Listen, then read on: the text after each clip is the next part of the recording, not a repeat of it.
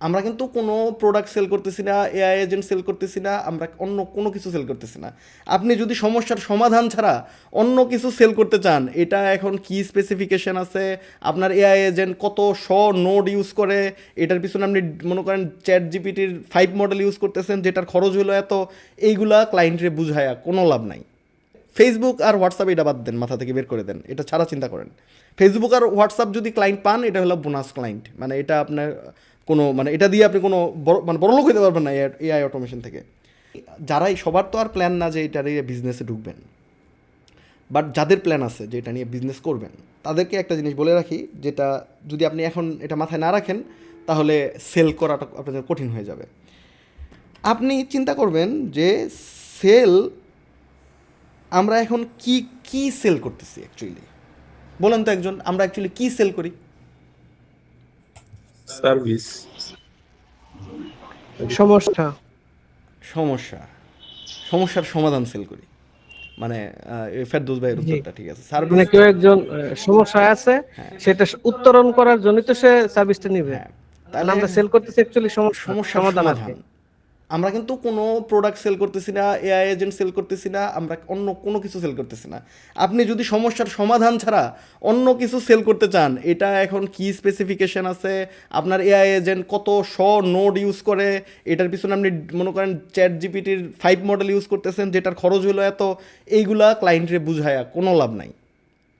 Client দেখবে ভাই আমার এই সমস্যা, এটার সমাধান তোমার কাছে আছে কিনা। আপনি বলবেন হ্যাঁ এটা সমাধান আমার কাছে আছে, এই নাও ডেমো, তুমি এটা ইউজ করো। এটার ব্যাক এন্ডে কী হচ্ছে এটা ক্লায়েন্টের জানারও দরকার নাই, যদি জিজ্ঞেস না করে। ক্লায়েন্ট জিজ্ঞেসও করবে না, ক্লায়েন্টের জিজ্ঞেস করতে পারে, এটা সেকেন্ড অপশন। প্রথম হইলো ভাই আমার এই সমস্যা, এটার সমাধান কি, ভাই এটা সমাধান আমার কাছে আছে, এই হলো সমাধান। তারা 1 সপ্তাহ দিবেন এটা ইউজ করতে।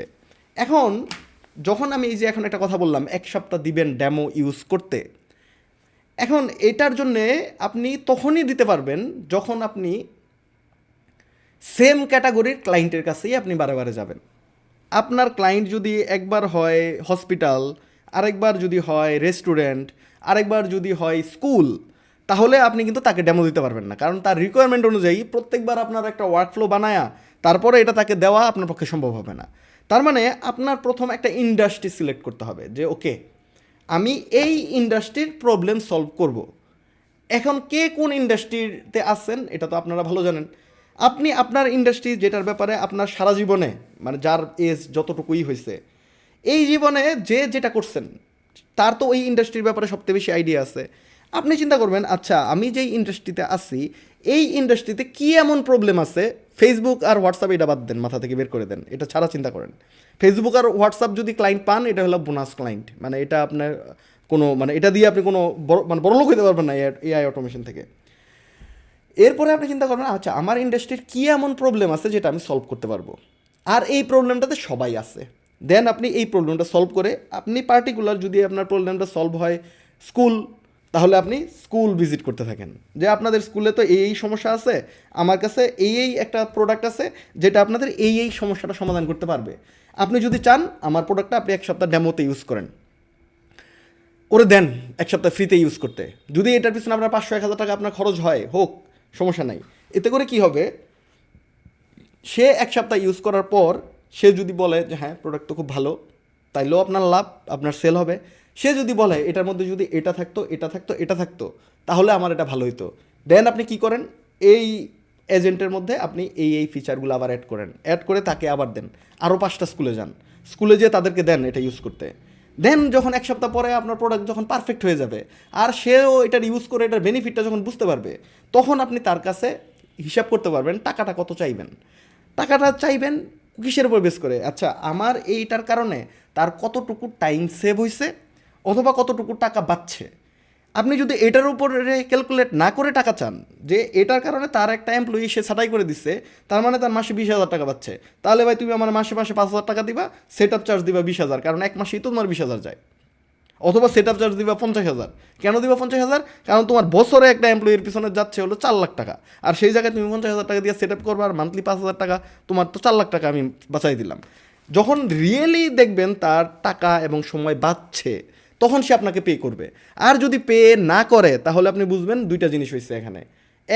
দুইটা না, একটাই জিনিস হয়েছে, তার মানে আপনার যে প্রোডাক্ট এটা তার কাছে ভ্যালু ক্রিয়েট করতে পারে নাই। এটা তার কাছে মনে হয়েছে যে না, এটা আসলে কোনো কাজের না, এটা এমনি। তো আপনার যদি একটা ইন্ডাস্ট্রি চুজ না করেন, আপনি যদি সব ইন্ডাস্ট্রির জন্য কাজ করেন, তখন যেটা সমস্যা হবে, আপনি মানুষকে ডেমো দিতে পারবেন না, ডেমো দিতে মনও চাইবেন না। একজন মানুষ এসে বললো ভাই আমার তো এটা লাগবে, এখন আপনি চিন্তা করবেন তার এটা লাগবে, এখন এটার জন্য আমার 2 দিন সময় খরচ করে আমার একটা ওয়ার্কফ্লো বানাইতে হবে, বানায় তাকে আমি এটা দিব, সে দেখবে আসলে আসলে ফেক ক্লায়েন্ট, অত গুরুত্বপূর্ণ ক্লায়েন্টই না, সে এটা দেখবে, দেখে কোনো খোঁজখবরও নাই। তো এরকম ক্লায়েন্টের জন্য তো আপনার মনও চাইবে না যে আপনি একটা ওয়ার্কফ্লো বানায় তাকে আমি দিই। তো এতে করে আপনি যদি একটা নিশ ক্যাটাগরি সিলেক্ট করেন তাহলে দেখবেন আপনার সেল করাটা সহজ হবে। আর এই মার্কেটে আজকে তো আপনাদের ক্লাস শেষ হইলো, নেক্সট 3 মান্থ মানে কামরায় পড়ে থাকেন 3 মাস, আর একটা নিশ ক্যাটাগরি, একটা ক্যাটাগরিতে একটা এমন প্রোডাক্ট বিল করেন যেটা মার্কেট লিড করবে, সেটা হোয়াটসঅ্যাপ আর ফেসবুক না হইলে, যদি ওইটাও করতে, আমি বলতেছি না যে এটা করা যাবে না, এটাও করতে পারেন, তাহলে অলরেডি মার্কেটে যারা আছে তাদের থেকে বেস্ট কীভাবে আপনি বানাইতে পারবেন ওই রকম বানাইতে হবে, যেটাই বানান। তো এটা ছিল হলো সেলের জিনিসটা। আর কাস্টমার কেমনে পাবেন, এটার জন্য তো আপনার একটু কাঠঘর পোড়াইতে হবেই। মানে প্রথম ওয়ে আপনার কন্টেন্ট ক্রিয়েট করতে হবে। এখন আপনি যদি ক্যামেরার সামনে লজ্জা পান, ক্যামেরা অফ করে কন্টেন্ট বানান। যদি ক্যামেরা অফ করে নিজের কথা বলতে ভালো না লাগে, আপনি এআই দিয়ে হলো কন্টেন্ট বানান। কন্টেন্ট বানায় আপনার মার্কেটে আগে এটা প্রুফ করতে হবে যে আপনি জিনিসটা পারেন, যে ভাই আমি এই ইন্ডাস্ট্রি নিয়ে কাজ করতেছি, আমি এটা পারি, এই দেখো আমার এই ভিডিও, এই ভিডিও, এই ভিডিও। তো এরকম ডেলি আপনার এটা পোস্ট করতে হবে। যদি আপনি কন্টেন্ট ক্রিয়েট না করতে পারেন তাহলে এই সেক্টরে সাকসেস হওয়াটা প্রচুর কঠিন হয়ে যাবে। তাহলে আপনার কাছে শুধু একটাই ওয়ে থাকবে, যেটা হলো দুইটা ওয়ে থাকবে তাহলে। এক হলো আপনার আপওয়ার্ক ফ্রিল্যান্সার, মানে যেখানে গেলে কারো যদি প্রচুর লেভেলের ধৈর্য থাকে তাহলে সে ওখানে সাকসেস হইতে পারবে। কিন্তু আমার মনে হয় না এই ক্লাসে যারা আছে তাদের ওই লেভেলের, প্রচুর লেভেলের ধৈর্য আছে এখন যে আপওয়ার্ক ফ্রিল্যান্সারে গিয়ে আমি আমার কেরিয়ার বিল্ড করব। তো ওই অপশনও বাদ। আরেকটা অপশন হলো ফেসবুক মার্কেটিং অথবা ইউটিউব মার্কেটিং। ফেসবুক আর ইউটিউব মার্কেটিংয়ের মূল সমস্যা হলো দুইটা। টাকাওয়ালা ক্লায়েন্ট আপনি ফেসবুকে পাবেন না এই রিলেটেড। টাকাওয়ালা ক্লায়েন্ট পাইতে হলে আপনার লিঙ্কডইনে থাকতে হবে।